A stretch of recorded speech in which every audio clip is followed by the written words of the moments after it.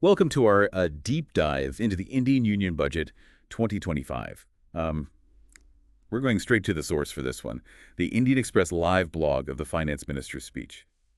So think of this as your express ticket to understanding what this budget means. Especially for our UPSC aspirants out there. This is gold for prepping for those economics questions. Yeah, definitely. But even if you aren't taking the exam, stick with us, because this budget impacts all of us in some way. Absolutely.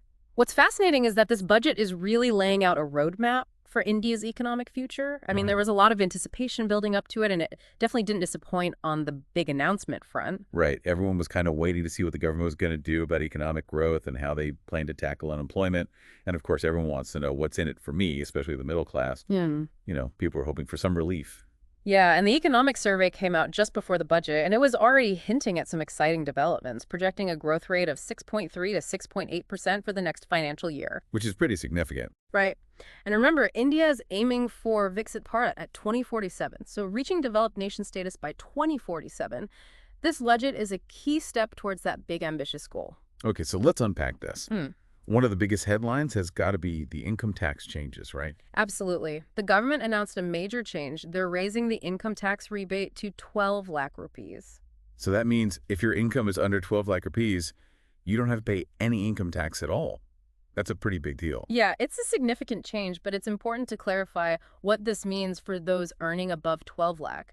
The rebate doesn't completely wipe out your tax liability. It just means you won't owe tax on that first 12 lakh rupees. Right, so anything you earn above that, you're still going to have to pay taxes according to the regular slabs. Exactly. Yeah. Speaking of tax slabs, there are some changes there as well. But If you earn between 0 and 4 lakh rupees, you're in the clear no tax. Then for income between 4 to 8 lakh rupees, it's 5%. okay. Between 8 and 12 lakh, it's 10%.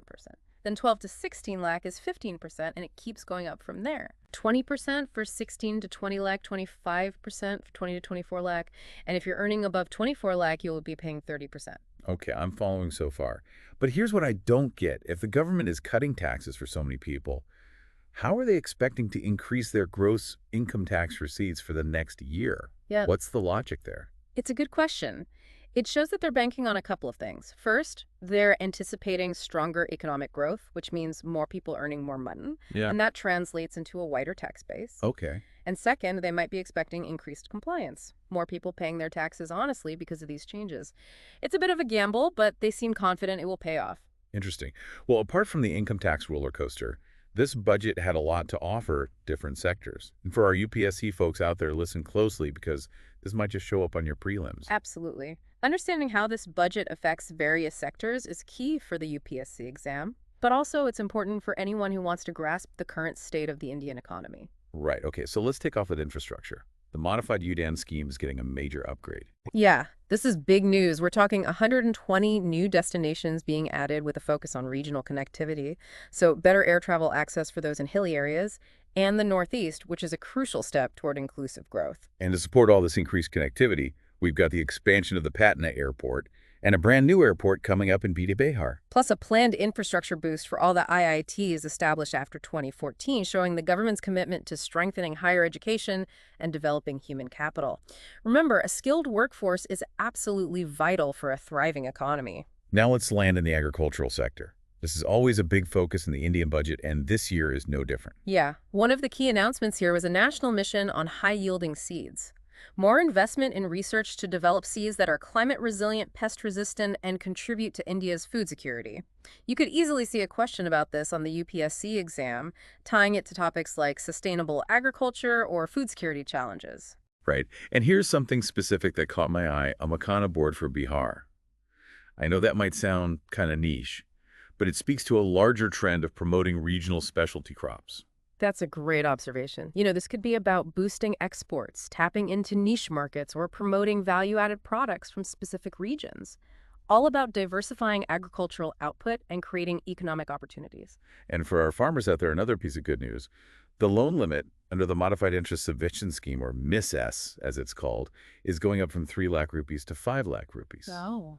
making credit more accessible and hopefully easing some of the financial burden on farmers. Speaking of easing burdens, let's shift gears to MSMEs and entrepreneurship. This budget had some really exciting announcements, Yeah. especially for women entrepreneurs. Tell me about it. There's this new scheme to support 5 lakh SCST women entrepreneurs, providing them with loans of up to 2 crore rupees. That's a serious investment in social empowerment and promoting inclusive economic growth. And for those who might not be familiar with the term SCST, it refers to scheduled castes and scheduled tribes, which are historically disadvantaged communities in India. So this scheme is targeted towards uplifting those communities and ensuring equal opportunities. Right. It's about creating a level playing field. And let's not forget the revamped PM-SVNIDI scheme for street vendors, providing them with much-needed support and access to financial resources. Absolutely. It's about recognizing the vital role of the informal sector in the Indian economy and giving them the tools they need to succeed. This is a theme you'll see throughout the budget, this focus on inclusivity and support for all segments of society. Now let's just head over to the tourism sector. The budget announced a whopping 20,000 crore rupee infusion to create more tourism-led employment. Yeah, this is a smart move to capitalize on India's incredibly rich cultural heritage and tap into the growing global tourism market.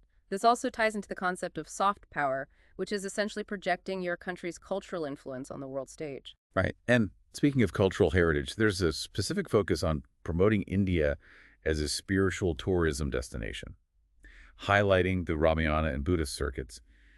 Imagine a UPSC question asking you to analyze the link between tourism, cultural heritage, and economic growth. That's a great example of how you can connect the dots between different aspects of the budget and apply them to potential UPSC questions. Okay, let's switch gears to 2 sectors that are always in the spotlight, education and healthcare. The budget allocated 10,000 new medical seats, which is a welcome step towards addressing the shortage of healthcare professionals in India. And to nurture young minds and equip them for the future, the government is setting up 50,000 adult tinkering labs in government schools.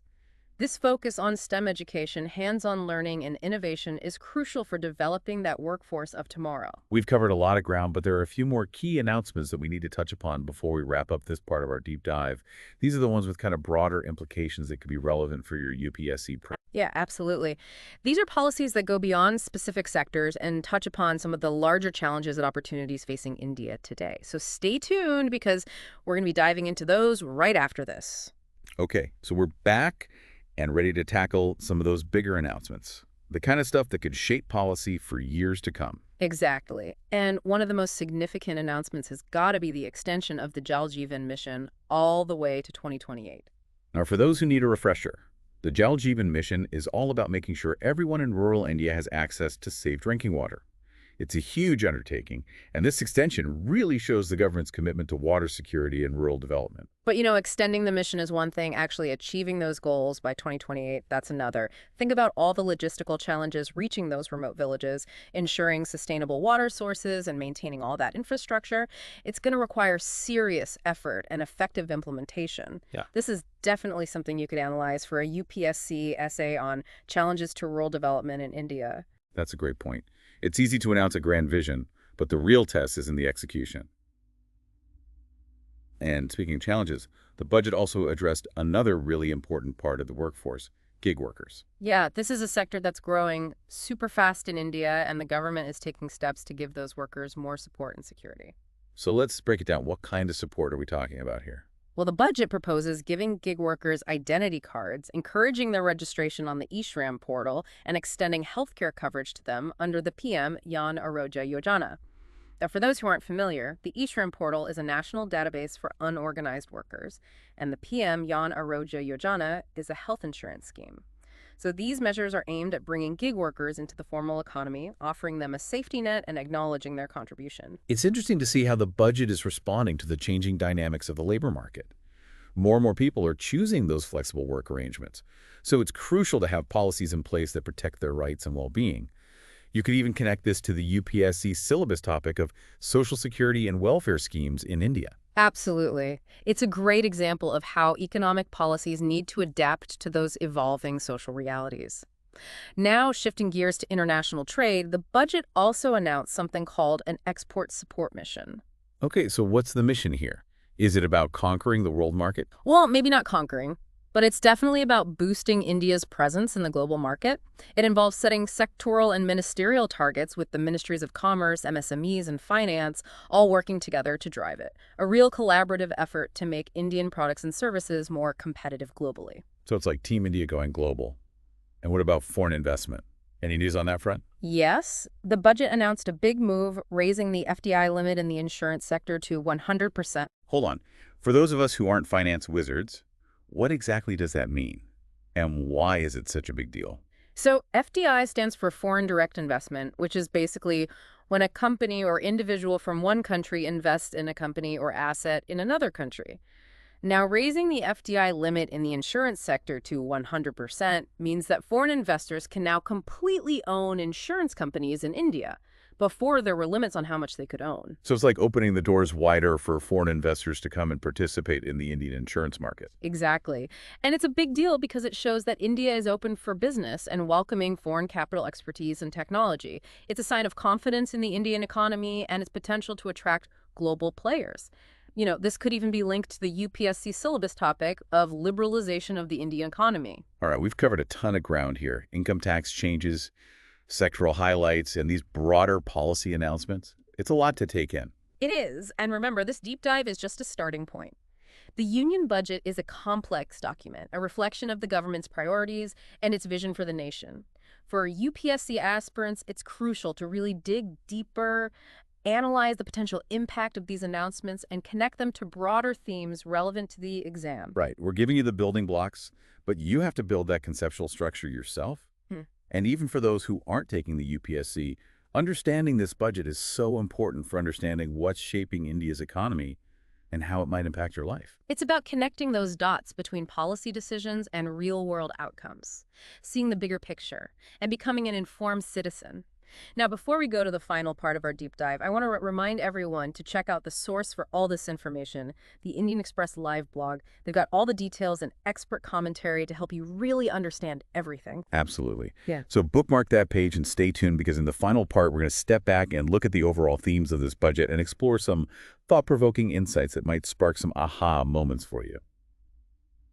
Okay, so we're back for the final part of our deep dive into this Indian Union Budget 2025. We've gone through the numbers, all the sectoral highlights, and now I think it's time to zoom out and look at the bigger picture. Exactly. What are the big themes that connect all of these announcements? What's the story that this budget is trying to tell? Well, one theme that really stands out to me is this emphasis on inclusive growth. It seems like so many of these policies, from the UDAN scheme to the support for SCST women entrepreneurs to the focus on gig workers, it's all about creating an economy that benefits everyone, not just a select few. That's a really good point. It's not just about GDP growth anymore. It's about making sure that everyone benefits from that growth, including those who have been historically marginalized or left out. All right, it's about creating opportunities, empowering people, making sure no one gets left behind. And this kind of ties into another big theme we've been talking about: human capital development. All of the investment in education, healthcare, skill development, it's all about building a workforce that's ready for the future. Yeah, think of it this way. The budget is investing in people, giving them the tools to succeed in this 21st century world. Whether it's those Atal tinkering labs, the new medical seats, support for research and innovation, it's recognizing that human capital is really the engine of economic growth. It's like they're saying, we're not just building roads and bridges, we're building people. And speaking of roads and bridges, let's not forget about the focus on infrastructure. This budget really lays out a plan for a modern, well-connected India. Absolutely. From airports and highways to digital connectivity, it's about building that foundation for growth and improving the quality of life for everyone. Okay, so we've got inclusive growth, human capital development, and infrastructure as some of those big themes. But here's a question, and this was especially for our UPSC folks out there. How do all these domestic policies connect to the global economic landscape? That's a great question, and it's something the UPSC loves to ask. India doesn't exist in isolation. It's part of this globalized world, and its economic path is always influenced by global trends. So things like inflation, supply chain issues, even things like geopolitical tensions, Yeah, they can all have an impact on how this budget actually plays out. exactly. And that's where the real analysis comes in, Okay. connecting the dots, understanding how domestic and global forces interact, anticipating challenges and opportunities. That's what makes a good answer a great one in the UPSC. It's about thinking critically, looking beyond the headlines, and understanding how complex the Indian economy is in this globalized world. Exactly. And as we wrap up this deep dive, I want to leave you with one final thought. This budget, it's a document, a set of proposals, a roadmap, but the real story isn't how it's implemented. Right. It's about how these announcements turn into actual changes in the real world. how they impact people's lives, how they contribute to India's growth and development. That's the story that we'll be watching unfold. And remember, for all the details, the analysis, the expert opinions, check out the Indian Express. They were our source for this deep dive, and they're a fantastic resource for keeping up with everything happening in the Indian economy. Absolutely. And if you found this deep dive helpful, be sure to like and subscribe and share it with your friends, especially those UPSC aspirants out there who might need a little extra help. We'll be back with another deep dive soon, so stay tuned. Until then, happy learning.